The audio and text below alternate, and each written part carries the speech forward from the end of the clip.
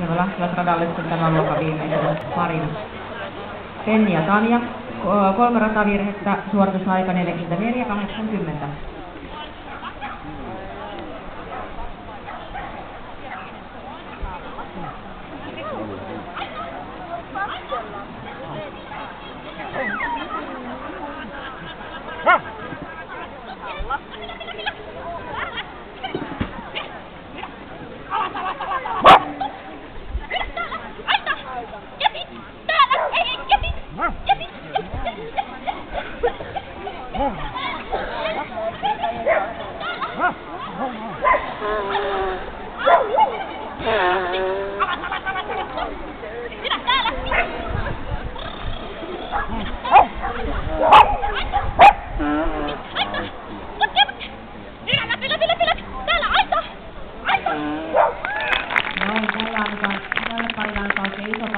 Hieno rata ja hienot kontaktit ja kaikki oli niin fiksua.